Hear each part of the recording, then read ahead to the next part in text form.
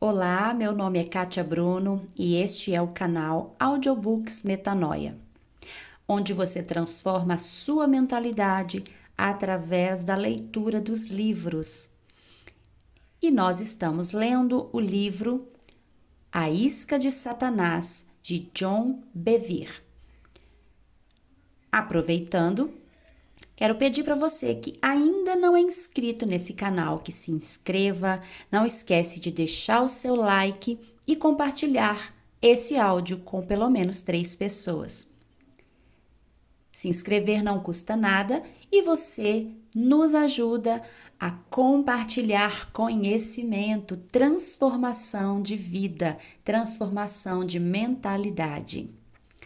Vamos então para o capítulo 4. Meu pai, meu pai. Meu pai reconhece e vê que não é em mim nem mal nem rebeldia, e não pequei contra ti, ainda que andas à caça da minha vida para a tirares. 1 Samuel, capítulo 24, versículo 11. No capítulo anterior, vimos como os irmãos de José procuraram destruí-lo. Vimos a dor que ele sentiu com esta traição. Talvez você esteja em uma situação semelhante. Você foi traído por aqueles que lhe eram mais chegados. Pessoas de quem você queria receber amor e encorajamento. Neste capítulo, quero tratar de uma situação mais dolorosa que a traição de um irmão. Uma coisa é ser rejeitado e ofendido por um irmão, mas é totalmente diferente ser rejeitado e ofendido por um pai.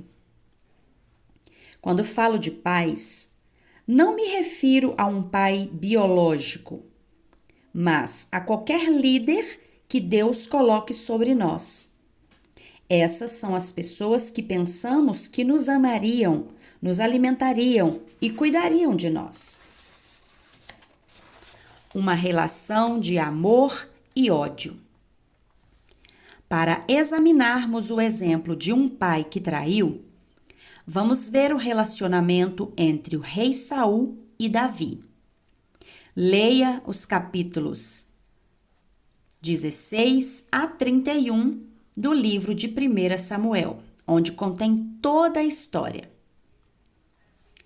Suas vidas se tocaram antes mesmo que eles se encontrassem. Uma vez que Samuel, o profeta de Deus, ungiu Davi para ser o próximo rei de Israel. Davi deve ter ficado paralisado de entusiasmo, pensando: este é o mesmo homem que ungiu o rei Saul. Realmente serei rei. No palácio, Saul estava sendo atormentado por um espírito maligno, porque havia desobedecido a Deus. O seu único alívio vinha quando alguém tocava a harpa. Os servos de Saul começaram a procurar um jovem que pudesse se sentar em sua presença e ministrar a ele. Um dos servos do rei sugeriu Davi, o filho de Jessé. O rei Saul mandou chamar Davi e pediu-lhe que fosse ao palácio para ministrar a ele. Davi deve ter pensado: Deus já está fazendo com que a sua promessa se cumpra através do profeta. Com certeza ganharei o favor do rei. Esta deve ser a minha posição inicial. O tempo passou e o pai de Davi pediu que ele fosse levar alimentos para seus irmãos mais velhos, que estavam na guerra contra os filisteus. Ao chegar às linhas de batalha, Davi viu o campeão filisteu Golias zombando do exército de Deus e soube que aquilo já estava acontecendo havia 40 dias. Ele descobriu que o rei havia oferecido a mão de sua filha em casamento ao homem que derrotasse aquele gigante. Davi compareceu perante o rei e pediu permissão para lutar. Ele matou Golias e conquistou a filha de Saul. Àquela altura, ele havia conquistado o favor de Saul e foi levado ao palácio para viver com o rei. Jonathan, o filho mais velho de Saul, fez uma aliança de amizade eterna com Davi. Em tudo que Saul dava a Davi para executar, a mão de Deus estava sobre ele e ele prosperava. O rei pediu que ele comesse à mesa com seus 2 filhos. Davi estava impactado. Ele estava vivendo no palácio, comendo na mesa do rei, casado com a filha do rei, amigo de Jonatas e obtendo vitórias em todas as suas campanhas. Ele estava até mesmo conquistando o favor do povo. Ele podia ver a profecia se cumprindo diante dos seus olhos. Saul favorecia Davi sobre todos os seus outros servos. Ele havia se tornado um pai para ele. Davi estava certo de que Saul seria seu mentor e que o treinaria e que um dia, com grande honra, o colocaria no trono. Davi estava se regozijando na fidelidade e na bondade de Deus. Mas em um único dia, tudo mudou. Quando Saul e Davi voltavam da batalha, lado a lado, as mulheres de todas as cidades de Israel saíram dançando e cantando. Saul matou seus milhares e Davi seus 10 milhares. Isto enfureceu Saul, e daquele dia em diante ele passou a desprezar Davi. Por 2 vezes, quando Davi tocava a harpa para ele, Saul tentou matá-lo. A Bíblia diz que Saul odiava Davi, porque ele sabia que Deus era com Davi, mas não era com ele. Davi foi obrigado a fugir para salvar sua vida. Sem ter nenhum outro lugar para ir, ele fugiu para o deserto. O que está acontecendo? Davi se perguntou. A promessa estava se cumprindo e agora está destruída? O homem que é meu mentor está tentando me matar? O que posso fazer? Saul é o servo ungido de Deus. Com ele contra mim, que chances eu tenho? Ele é o rei, o homem de Deus, que está sobre a nação de Deus. Por que Deus está permitindo isto? Saul perseguiu Davi de deserto em deserto e de caverna em caverna, acompanhado por 3.000 dos melhores guerreiros de Israel. Eles tinham um propósito: destruir Davi. A esta altura, a promessa não passava de uma sombra. Davi não vivia mais no palácio, nem comia à mesa do rei. Ele habitava em cavernas úmidas e comia os restos das feras do deserto. Ele já não cavalgava mais ao lado do rei, mas era caçado pelos homens que um dia lutaram ao seu lado. Não havia uma cama quente, nem servos para assisti-lo, nem elogios na corte real. Sua esposa foi dada a outro homem. Ele conheceu a solidão de um homem que não tem pátria. Observe que foi Deus e não o diabo quem colocou Davi sob os cuidados de Saul. Porque Deus não apenas permitiria isso, como também o planejaria? Porque o favor do rei exibido diante dos olhos de Davi somente para ser abruptamente retirado? Aquela era a oportunidade fundamental para Davi se ofender. Não apenas com Saul, mas também com Deus. Todas as perguntas não respondidas aumentavam a tentação de questionar a sabedoria e o plano de Deus. Saul estava tão determinado a matar aquele jovem a qualquer preço que sua loucura aumentou. Ele se tornou um homem desesperado. Os sacerdotes da cidade de Nob deram abrigo e alimento a Davi, dando-lhe também a espada de Golias. Eles não sabiam que Davi estava fugindo de Saul. Pensaram que ele estivesse em uma missão para o rei. Eles consultaram o Senhor a favor de Davi e o enviaram para que seguisse seu caminho.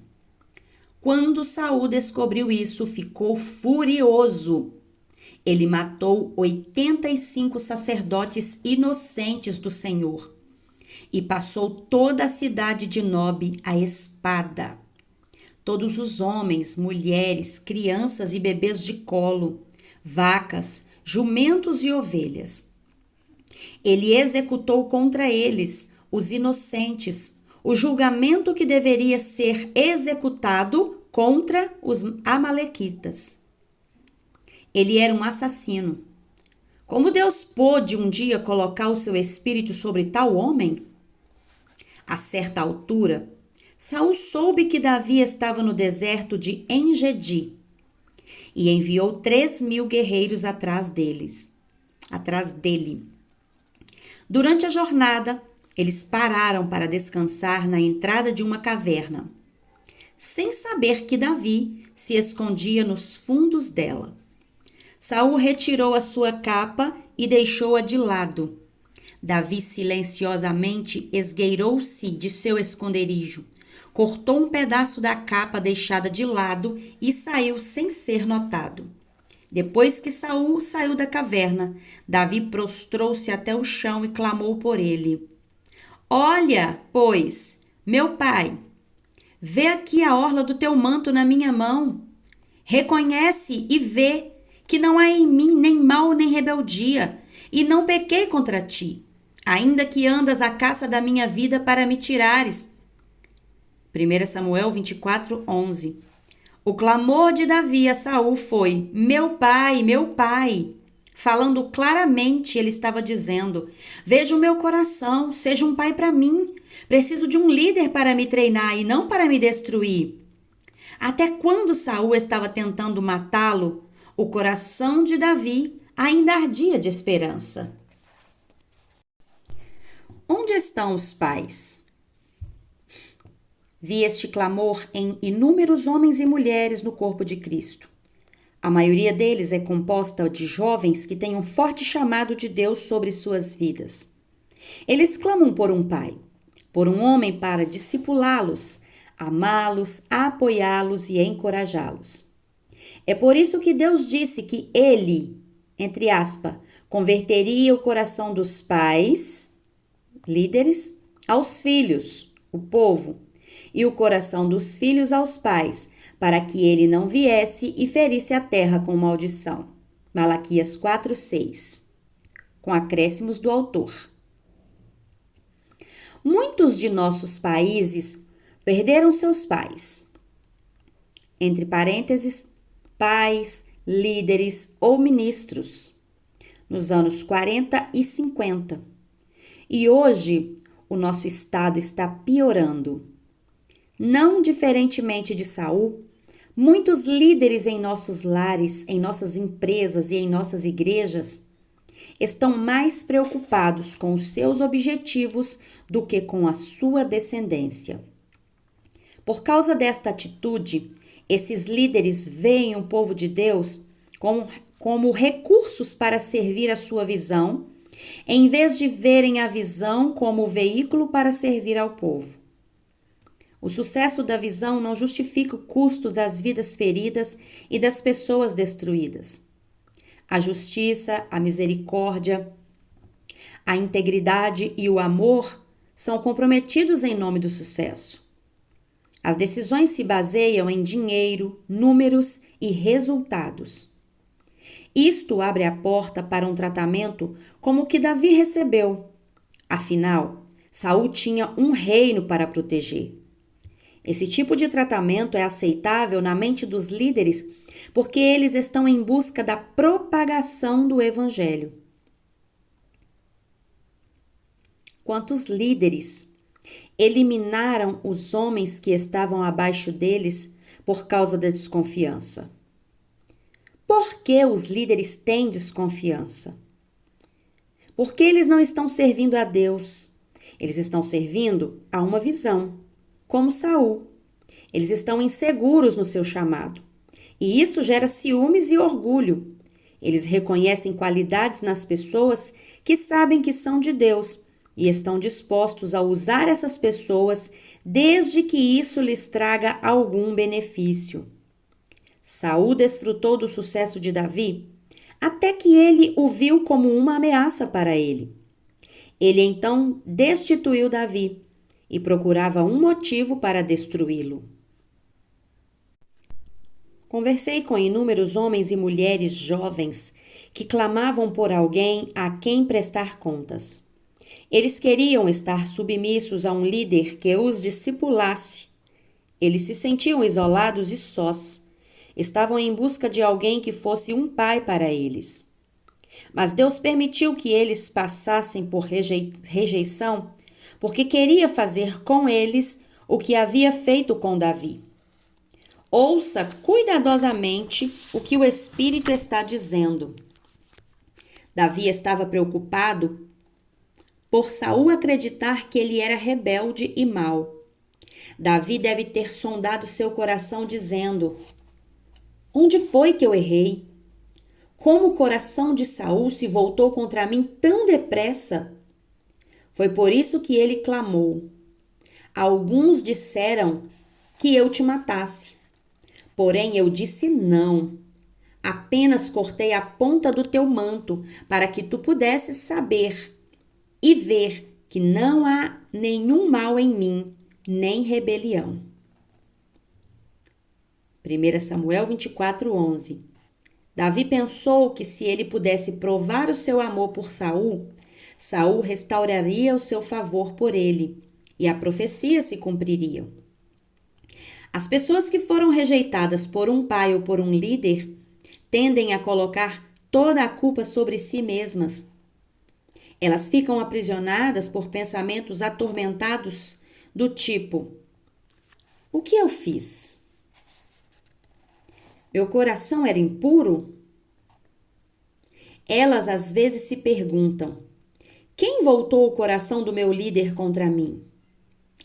Então elas tentam constantemente provar a sua inocência aos seus líderes. Elas acham que se puderem apenas demonstrar a sua lealdade e o seu valor, serão aceitas. Infelizmente, quanto mais elas tentam, mais rejeitadas se sentem. Quem me vingará? Saul reconheceu a bondade de Davi quando viu que ele poderia tê-lo matado, mas não o fez. Então, ele e seus homens partiram. Davi deve ter pensado: agora o rei vai me restaurar. Agora a profecia se cumprirá. Com certeza ele vê meu coração e me tratará melhor agora. Não tão rápido, Davi. Apenas um pouco depois, os homens relataram a Saul que Davi estava nas montanhas de Aquilá. Saul foi atrás dele com os mesmos 3.000 soldados. Tenho certeza de que isso deixou Davi arrasado. Ele percebeu que aquilo não era um mal-entendido, mas que Saul estava intencionalmente sem razão qualquer atrás da sua vida. Como ele deveria ter se sentido rejeitado? Saul conhecia o seu coração e ainda assim marchava contra ele. Davi, juntamente com Abisai, esgueirou-se pelo acampamento de Saul. Nenhum guarda os viu, porque Deus colocou sobre eles um profundo sono. Aqueles 2 homens se esgueiraram em meio a todo o exército até onde Saul estava dormindo.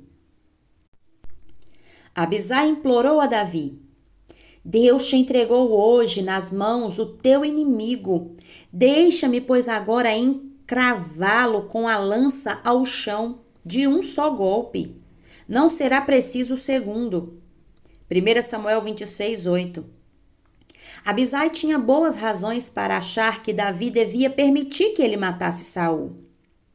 Em primeiro lugar, Saul havia assassinado 85 sacerdotes inocentes e suas famílias a sangue frio. Em segundo lugar, Ele havia saído com um exército de 3.000 guerreiros para matar Davi e seus seguidores. Se você não matar o inimigo primeiro, pensou Abisai, ele certamente o matará. Isso é defesa própria. Qualquer tribunal concordará com isso. Em terceiro lugar, Deus havia ungido Davi através de Samuel como o próximo rei de Israel. Davi devia reivindicar a sua herança se não quisesse terminar como um homem morto, sem que a profecia jamais se cumprisse. Em quarto lugar, Deus coloca todo aquele exército em profundo sono para que Davi e Abisai pudessem andar até onde estava Saul. Por que mais Deus faria isto? Para Abisai, parecia que Davi jamais teria outra chance como aquela. Todos esses motivos pareciam bons. Eles faziam sentido.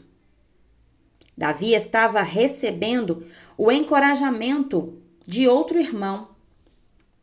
Então, se ele estivesse se sentindo ofendido, teria se sentido inteiramente justificado e permitido que Abisai encravasse a lança em Saul. Mas veja a resposta de Davi. Não o mates, pois quem haverá de estender a mão contra o ungido do Senhor e fique inocente?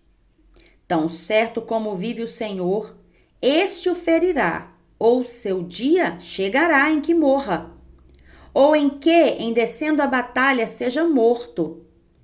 O Senhor me guarde de que eu estenda a mão contra o seu ungido.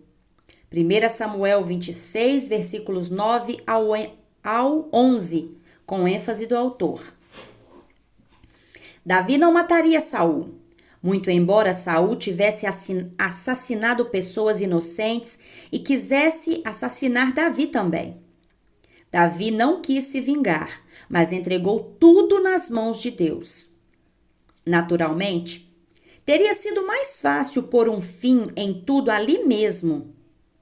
Fácil para Davi e para o povo de Israel.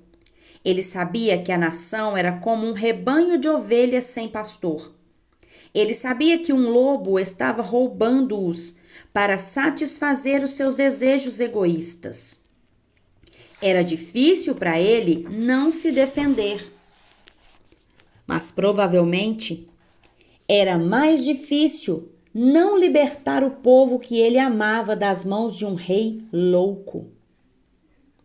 Davi tomou essa decisão, muito embora ele soubesse que o único consolo de Saul era o pensamento de destruir Davi. Davi havia provado a pureza do seu coração quando poupou Saul da primeira vez.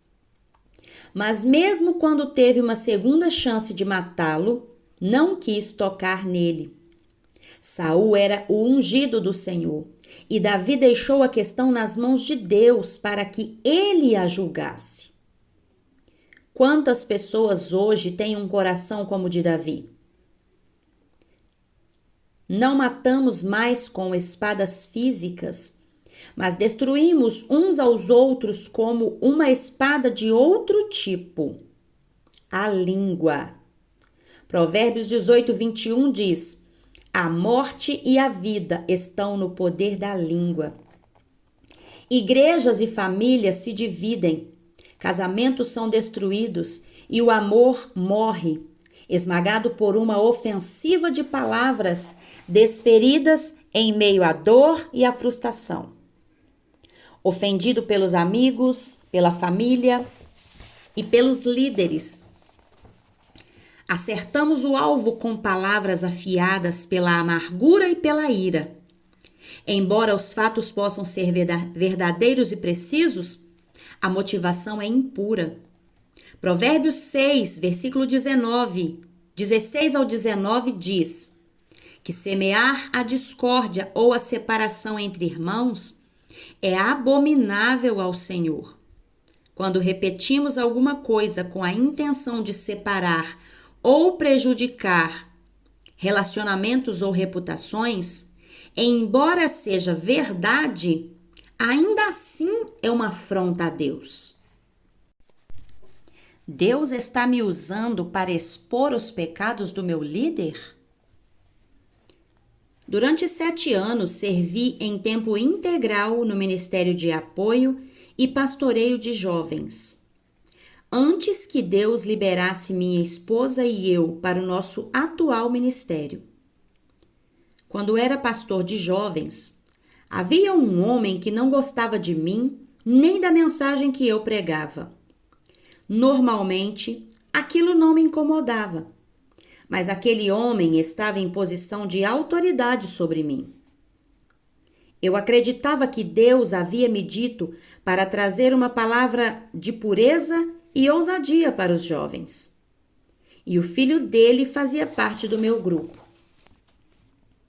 A convicção de pecados ardia no coração daquele jovem. Um dia ele nos procurou chorando. Estava angustiado, porque sentia que o estilo de vida que via em casa não atendia ao padrão a que eu estava desafiando a ele e aos outros jovens a adotar. Este incidente e outros conflitos de personalidade pareciam fazer com que seu pai passasse a estar determinado a se livrar de mim. Ele se dirigia ao pastor presidente para estimular a ira dele contra mim com falsas acusações. Depois ele me procurava e me dizia o quanto o pastor presidente estava contra mim, mas dizendo que ele me apoiava.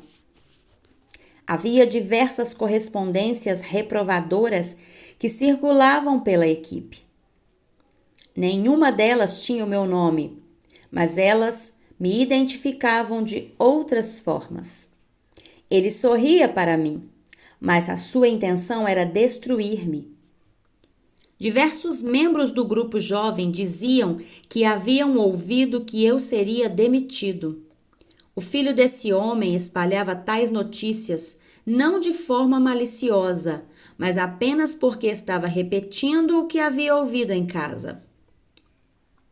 Eu estava zangado e confuso. Fui procurar aquele homem e ele admitiu ter dito isso, mas disse que estava apenas repetindo o pensamento do pastor presidente. Meses se passaram e parecia que nada conseguia aliviar a situação. Ele tinha até cortado todo o contato entre o meu pastor presidente e eu. Isto não acontecia somente comigo, mas com todos os pastores que não agradavam aquele homem. Minha família estava sob pressão constante, sem nunca saber se permaneceríamos na igreja ou se seríamos colocados para fora. Tínhamos comprado uma casa, minha esposa estava grávida e não tínhamos para onde ir. Eu não queria distribuir currículos. Sabia que Deus havia me levado para aquela igreja e permanecia ali, sem ter um plano B. Minha esposa estava emocionalmente esgotada. Querido, sei que vão despedi-lo. Todos estão me dizendo isto. Não foram eles que me contrataram e não podem me despedir sem a autorização de Deus, eu disse a ela. Ela achou que eu estava negando a realidade e pediu-me para pedir demissão. Finalmente vieram as notícias de que a decisão de me despedir havia sido tomada. O pastor presidente anunciou para a igreja que o grupo jovem passaria por algumas mudanças. Eu ainda não havia falado com ele sobre o conflito com o líder que ele havia colocado sobre mim. Eu estava agendado para encontrar-se com ele e com esse homem no dia seguinte. Deus me moveu especificamente a não me defender. Quando encontrei com meu pastor no dia seguinte, fiquei surpreso ao encontrar o pastor sentado a sós em seu escritório. Ele olhou para mim e disse: John, Deus o enviou para esta igreja. Não vou deixá-lo ir embora. Fiquei aliviado. Deus havia me protegido no último instante. Por que esse homem está querendo vê-lo pelas costas? Perguntou o pastor. Por favor, vá conversar com ele e acertar as coisas entre vocês. Pouco depois daquela reunião, recebi uma prova por escrito de uma decisão que o líder havia tomado com relação à minha área de responsabilidade. Ela expunha os verdadeiros motivos dele. Eu estava pronto para levá-la ao pastor presidente. Aquele dia, medi meus passos e orei por 45 minutos, tentando superar o sentimento de desconforto que tinha. Eu dizia: Deus, esse homem tem sido desonesto e mau. Isso precisa ser exposto. Ele é uma força destrutiva nesse ministério. Preciso dizer ao pastor como ele realmente é. Eu até justificava as minhas intenções de expor o comportamento dele. Tudo que estou relatando é fato e está documentado. Não se trata de emoção. Se ele não for impedido, a sua maldade se infiltrará por toda esta igreja. Finalmente, frustrado, disse: Deus, o Senhor não quer que eu exponha o comportamento desse homem, não é? Quando eu disse estas palavras, a paz de Deus inundou meu coração. Sacudi a cabeça impressionado. Eu sabia que Deus não queria que eu fizesse nada, então joguei a prova fora. Mais tarde, quando pude olhar para a situação de forma mais objetiva, percebi que eu queria me vingar mais do que proteger qualquer pessoa do ministério. Eu havia racionalizado a situação de forma a acreditar que os meus motivos não eram egoístas.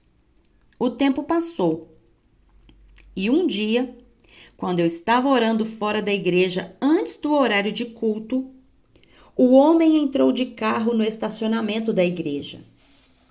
Deus me moveu a ir até ele e me humilhar. Imediatamente fiquei na defensiva. Não, Senhor. Ele é quem tem que vir até mim. Foi ele quem causou todos os problemas. Continuei a orar, mas novamente o Senhor insistiu que eu fosse até ele imediatamente e me humilhasse. Eu sabia que era Deus. Liguei para ele do meu escritório e fui até sua sala. Mas o que eu disse e a forma como disse foi muito diferente do que teria sido se Deus não tivesse tratado comigo. Com toda sinceridade, pedi que ele me perdoasse. Tenho sido crítico e julgador a seu respeito, eu confessei. Ele imediatamente amansou e conversamos por 1 hora. Daquele dia em diante, seus ataques contra mim cessaram. Embora ainda continuasse a existir um problema entre ele e os outros pastores. 6 meses depois, enquanto eu estava ministrando fora do país, todo o mal que aquele homem havia feito foi exposto para o pastor presidente. Não teve nada a ver comigo, mas com outras áreas do ministério. O que ele estava fazendo era muito pior do que eu sabia. Ele foi imediatamente demitido. O juízo havia chegado, mas não por minhas mãos. Exatamente aquilo que ele havia tentado fazer comigo aconteceu a ele. No entanto, quando aconteceu, não fiquei feliz. Lamentei por ele e por sua família. Eu entendi a sua dor. Eu mesma havia passado por ela nas mãos dele. Por tê-lo perdoado 6 meses antes, eu agora o amava e não queria aquilo para ele. Se ele tivesse sido despedido 1 ano antes, quando eu estava irado com ele, eu teria me alegrado. Eu sabia que então estava realmente livre da ofensa, que havia abrigado em meu coração. A humildade e a recusa em me vingar foram as chaves que me libertaram da prisão e da ofensa.